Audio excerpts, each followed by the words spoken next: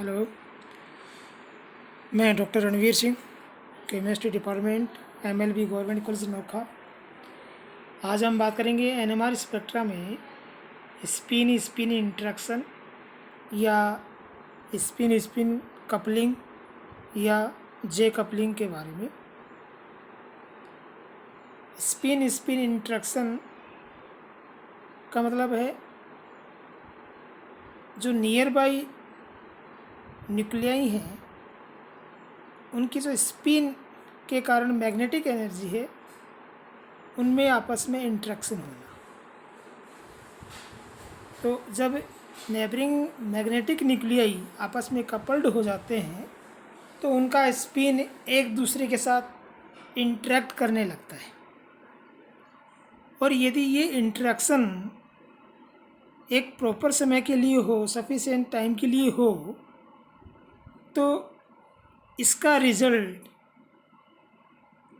जो न्यूक्लियाई हैं उनकी पीक में स्प्लिटिंग के रूप में प्रतीत होता है, और जो पीक पहले सिंगलेट के रूप में प्राप्त हो रही थी वो स्पिन स्पिन इंटरेक्शन के बाद मल्टीप्लेट के रूप में दिखाई देती है। तो जब हम किसी नॉर्मल एनएमआर स्पेक्ट्रा को हाई रिजोल्यूशन पावर के द्वारा देखते हैं या हम उसकी फाइन स्ट्रक्चर को देखते हैं तो जो सिंगलेट पीक हैं वो हमें मल्टीप्लेट के रूप में दिखाई देती है। जैसे यहाँ पर ये दिखाई दे रहा है, जैसे ये मल्टीप्लेट पीक है, ये मल्टीप्लेट पीक है जो नॉर्मल वे में जब हम देखेंगे तो हमें सिंगलेट के रूप में ही दिखाई देगी, लेकिन यहाँ ये जब हम इसको हाई रिजॉल्विंग पावर से देख रहे हैं तो हमें मल्टीप्लेट के रूप में दिखाई दे रही है। तो ये जो नेबरिंग मैग्नेटिक न्यूक्लियाई है इनका जो आपस में इंटरेक्शन हो रहा है, इस इंटरेक्शन को हम जे कपलिंग या स्पिन स्पिन इंटरेक्शन कह रहे हैं। ये इंटरेक्शन अधिकतम 3 कोवेलेंट बॉन्ड तक पाया जा सकता है। ये इंटरेक्शन बॉन्ड के थ्रू ही होता है, तो इसे हम थ्रू बॉन्ड इंटरेक्शन कहते हैं। इस इंटरेक्शन या कपलिंग पर जो आउटर मैग्नेटिक फील्ड है उसकी स्ट्रेंथ का कोई फ़र्क नहीं पड़ता है। तो आउटर मैग्नेटिक फील्ड का स्ट्रेंथ बढ़ाने पर ये जो इंटरेक्शन है या इस इंटरेक्शन का जो रिजल्ट मल्टीप्लेट है उनमें कोई चेंज नहीं आएगा। जैसे यहाँ हमने एग्जांपल लिया है CH-CH2 ग्रुप का, तो फर्स्ट वन में यहाँ हम देख रहे हैं कि ये जो ग्रुप है इस ग्रुप में CH के साथ एक H न्यूक्लियाई है जो यहाँ इन CH2 के जो 2 प्रोटॉन है उनके साथ इंटरेक्शन में है। तो येलो कलर वाला जो H है, इस H के लिए जब हम फाइन स्ट्रक्चर में पीक देखेंगे तो ये H इस नियर बाई जो 2 प्रोटॉन है उनके साथ इंटरेक्शन करेगा, स्पिन स्पिन इंटरेक्शन करेगा, और उस इंटरेक्शन की वजह से इसका जो सिंगलेट है वो सिंगलेट मल्टीप्लेट के रूप में प्राप्त होगा। जब हम फाइन स्ट्रक्चर देखेंगे तो वो कितनी मल्टीप्लेट के रूप में कितनी पीक आएंगी वो हम काउंट कर सकते हैं n+1 फॉर्मूला से। यहाँ n जो नेबरिंग न्यूक्लियाई उनकी संख्या होती है, तो यहाँ 2 प्रोटॉन है इसलिए n का मान 2 और 2 + 1 3। इसका मतलब ये जो पीक है ये हमें इस तरह से ट्रिपलेट के रूप में प्राप्त होगी। ऐसे नेक्स्ट एग्जांपल में यहाँ जो नेक्स्ट ग्रुप शो कर रखा है इसमें अगर हम जो CH2 वाले H हैं उनके पीक की बात करें तो ये दोनों H केमिकली इक्विवेलेंट है। इसका नॉर्मल जब हम स्पेक्ट्रा देखेंगे तो वहाँ पर हमें इसका एक सिंगलेट दिखाई देगा, सिंगल पीक आएगा। जब ये दोनों H जो इक्विवेलेंट प्रोटॉन हैं ये नियर बाई इस H के साथ इंटरेक्शन करेंगे तो यहाँ पर इन दोनों के स्पिन स्पिन इंटरेक्शन की वजह से CH2 ग्रुप की जो सिंगलेट है वो डबलेट में कन्वर्ट हो जाएगी इस तरह से। क्यों? क्योंकि यहाँ n का मान 1 हो गया। n का मान 1 होने पर तो 1+1 2 डबलेट के रूप में हमें प्राप्त होगी। इसी तरह हम जैसे कोई एग्जांपल ले लिया हमने CH3CHBr2, इसमें हमने जैसे CH3 ए टाइप के प्रोटॉन हो गए, 3 प्रोटॉन केमिकली इक्विवेलेंट हैं, ये तीनों ही, ये तीनों प्रोटॉन इक्विवेलेंट हैं, जिनको हमने कह दिया ए टाइप के प्रोटॉन। और ये जो CH वाले प्रोटॉन है ये बी टाइप के प्रोटॉन हो गए। ये जो नियर बाई प्रोटॉन है इसमें जब स्पिन स्पिन इंट्रैक्शन होगा तो इनकी जो सिंगल पीक आती है नॉर्मल NMR स्पेक्ट्रम में, वो मल्टीप्लेट के रूप में कन्वर्ट हो जाती है। और मल्टीप्लेट के रूप में जब ये कन्वर्ट होती है तो कितना मल्टीप्लेट आएगा वो डिपेंड करता है कि ये इंटरेक्शन किस प्रकार से करते हैं। तो जब नियर बाई प्रोटॉन आपस में इंटरेक्शन करते हैं तो वो इंटरेक्शन उस नियर बाई ग्रुप में जितने प्रोटॉन होते हैं उन सब का इंटरेक्शन होता है। तो वो सब जितने प्रकार से इंटरेक्शन कर सकते हैं, मल्टीप्लेट में हमें उतने ही प्रकार की पीक प्राप्त होती है। जैसे CH3 ग्रुप के लिए नॉर्मल जब NMR स्पेक्ट्रा हम लेंगे उसमें हमें एक सिंगलेट प्राप्त होगा, लेकिन जब हम फाइन स्ट्रक्चर में देखेंगे तो CH3 का जो पीक है वो हमें डबलेट के रूप में प्राप्त होगा। क्यों? क्योंकि CH3 के पास में CHBr2 ग्रुप जुड़ा हुआ है, तो इसका जो H है सिर्फ एक ही प्रोटॉन है जो इसके साथ इंटरेक्शन करेगा। तो इस एक प्रोटॉन की इस CH3 के जो तीनों न्यूक्लियाई हैं इनके साथ इंटरेक्शन करने की दो कंडीशन हो सकती है कि CHBr2 का जो H है या तो ये CH3 ग्रुप के जो A प्रोटॉन है उन A प्रोटॉन के डायरेक्शन में ही अपना मैग्नेटिक एनर्जी शो कर सकते हैं या उनके जस्ट अपोजिट डायरेक्शन में। दो प्रोबेबिलिटीज़ हो गई, एक रेनफोर्स कंडीशन और दूसरा अपोजिशन वाला कंडीशन। तो उसके अकॉर्डिंग दो प्रोबेबिलिटी होने के कारण हमें डबलेट पीक प्राप्त होती है। तो जब हम फाइन स्ट्रक्चर देखेंगे इस कंपाउंड का तो जो ए प्रोटॉन है CH3 वाले, इनके लिए हमें डबलेट प्राप्त होगा। ऐसे ही जब हम बी प्रोटॉन जो CHBr2 का H है उसे हम बी प्रोटॉन बोल रहे हैं, उस प्रोटॉन के लिए फाइन स्ट्रक्चर में जब हम NMR स्पेक्ट्रा देखेंगे तो वहाँ पर हमें उस एक H के लिए क्वार्टेट प्राप्त होगा, 4 पीक प्राप्त होंगी, 4 पीक वाला एक मल्टीप्लेट प्राप्त होगा। वो मल्टीप्लेट 4 पीक वाला क्यों है, उसमें 4 सिग्नल्स क्यों आ रहे हैं, वो हम यहाँ पर देख सकते हैं। यहाँ जैसे नॉर्मल हम ये कह सकते हैं कि जैसे ये बी प्रोटॉन का मैग्नेटिक फील्ड है इस डायरेक्शन में, और ये ए के जो 3 प्रोटॉन हैं वो 3 प्रोटॉन, ये पहला, ये दूसरा प्रोटॉन और ये तीसरा प्रोटॉन, ये 3 प्रोटॉन। तो यहाँ पहली प्रोबेबिलिटी क्या हो सकती है कि जो तीनों प्रोटॉन है CH3 वाले वे बी प्रोटॉन के मैग्नेटिक फील्ड के डायरेक्शन में ही अपना मैग्नेटिक फील्ड शो कर रहे हैं। दैट मीन्स वो पूरी तरह से उसको सपोर्ट कर रहे हैं, रेनफोर्स कंडीशन में है। फिर सेकंड कंडीशन क्या हो सकती है कि दो प्रोटॉन का जो मैग्नेटिक फील्ड है वो सेम डायरेक्शन में है और एक अपोजिशन में है। उसमें एक प्रोबेबिलिटी ये हो सकती है कि शुरू के दोनों प्रोटॉन है उनका डायरेक्शन अप डायरेक्शन में है, +12 के रूप में है स्पिन, और तीसरे का जस्ट अपोजिट है। सेकंड प्रोबेबिलिटी हो सकती है कि फर्स्ट वन का उसी डायरेक्शन में है, सेकंड वन का अपोजिट है, थर्ड वन उनका उसी डायरेक्शन में, तो दो का सेम डायरेक्शन में और एक का अपोजिट में। इसी में थर्ड प्रोबेबिलिटी हो सकती है कि फर्स्ट वन का तो सेम डायरेक्शन में और सेकंड और थर्ड का जस्ट अपोजिट डायरेक्शन में। तो ये 3 प्रोबेबिलिटी हो सकती है, लेकिन तीनों में क्या है कि जो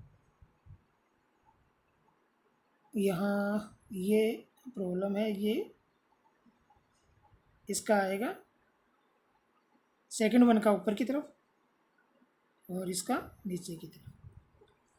तो सेकंड वन जो प्रोबेबिलिटी उसमें 2 प्रोटॉन है वो ए प्रोटॉन की डायरेक्शन में ही अपना मैग्नेटिक फील्ड शो कर रहे हैं, तीसरा प्रोटॉन कोई भी एक प्रोटॉन है वो जस्ट अपोजिट डायरेक्शन में।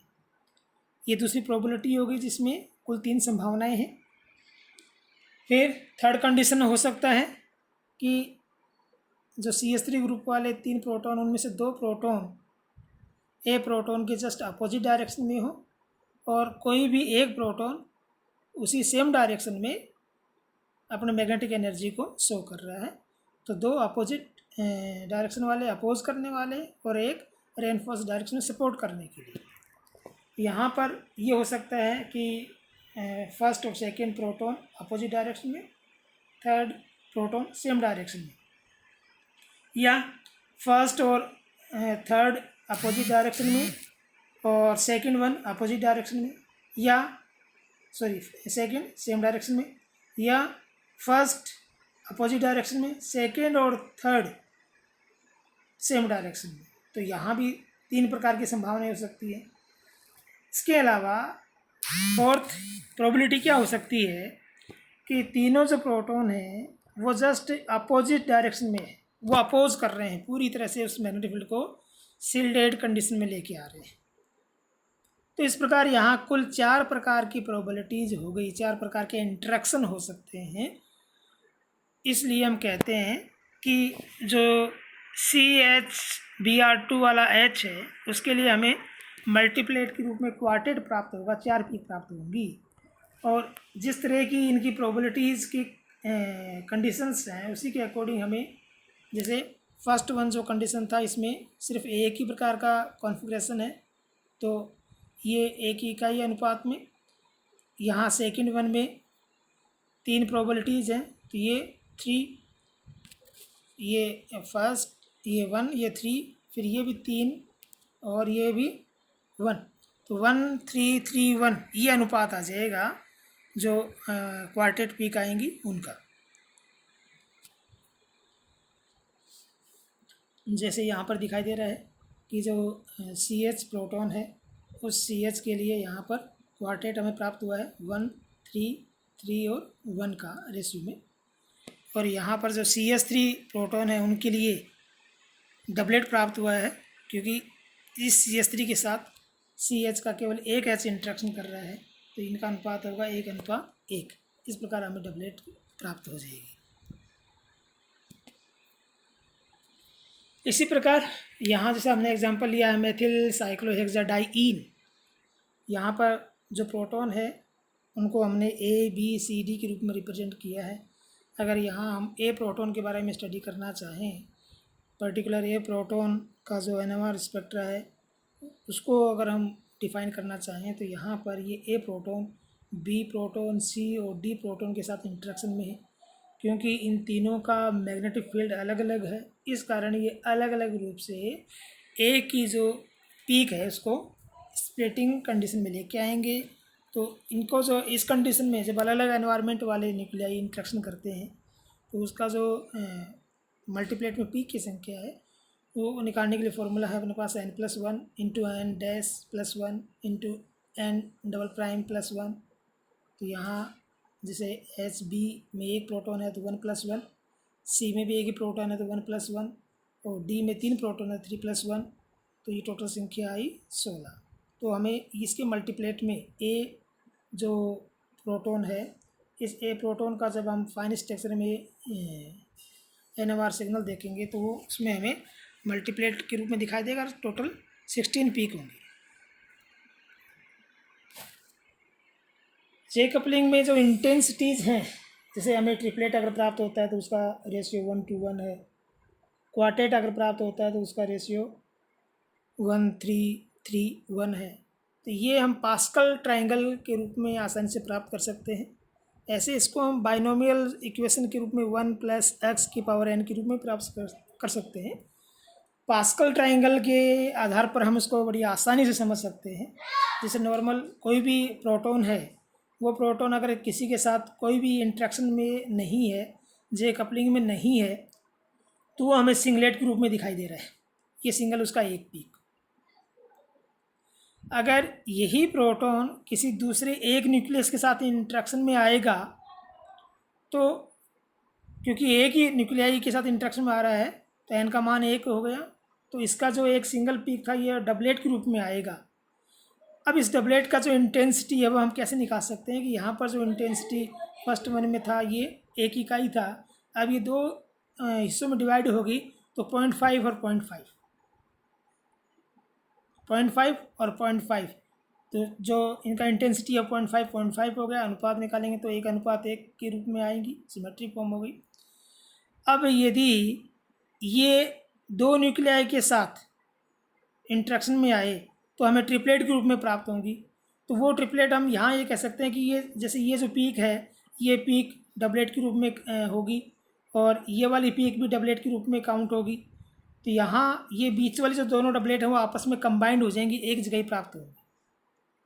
जब हम इंटेंसिटी काउंट करेंगे तो ये 0.5 का दो हिस्से में स्प्लिट हुआ है ना, तो 0.5 क्या दो बराबर हिस्सों में स्प्लिटिंग जब करेंगे तो 0.25 फिर यहाँ भी 0.25 और यहाँ भी 0.25, ये बीच वाले दोनों आपस में कंबाइंड होकर एक जगह प्राप्त होते हैं। तो 0.25 प्लस 0.25, तो दोनों का टोटल वैल्यू आ जाएगा 0.50। तो बाहर वाले का फर्स्ट वन का वैल्यू 0.25, मिडिल वाले का 0.50 और नेक्स्ट जो लास्ट वाला है उसका 0.25। तो इस इंटेंसिटी में इनका अनुपात आ जाएगा 1:2:1।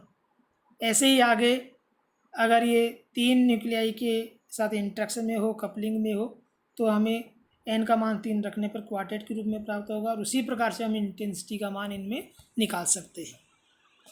तो इस प्रकार हम पास्कल ट्रायंगल की सहायता से मल्टीप्लेट पीक की जो इंटेंसिटी का रेशियो आता है उसे हम काउंट कर सकते हैं। ये कुछ एग्जांपल्स हैं जिनमें जे कपलिंग या स्पिन स्पिन इंट्रैक्शन के कारण जो मल्टीप्लेट प्राप्त होता है वो शो किया हुआ। जैसे यहाँ पर CS प्रोटॉन है, दोनों में एक एक प्रोटॉन है, ये दोनों एक एक प्रोटॉन है, इसका मतलब n का मान 1 हो गया। तो दोनों के लिए जब फाइन स्ट्रक्चर हम देखेंगे तो डबलेट डबलेट हमें प्राप्त होगा। यहाँ पर एक तरफ CS3 है, यहाँ पर H है, तो इस H के साथ 3 H इंट्रैक्शन करने वाले हैं, तो ये क्वार्टेट के रूप में प्राप्त होगा और ये डबलेट के रूप में प्राप्त होगा। यहाँ ये CS2 और H के बीच में इंट्रैक्शन है, तो CS2 की इंट्रैक्शन की वजह से CH का जो पीक है वो ट्रिपलेट के रूप में आएगा, ये इसके लिए ट्रिपलेट के रूप में, और CS2 वाले जो दो H हैं वो एक H के साथ इंट्रैक्शन में तो उनका डबलेट आएगा। इस प्रकार से हम स्पिन स्पिन इंट्रैक्शन या जो कपलिंग है उसके कारण नॉर्मल NMR स्पेक्ट्रम में जो सिंगल पीक है उसका स्प्लिटिंग किस प्रकार से होता है, उनका इंटेंसिटी क्या होगा, ये हम समझ सकते हैं। धन्यवाद।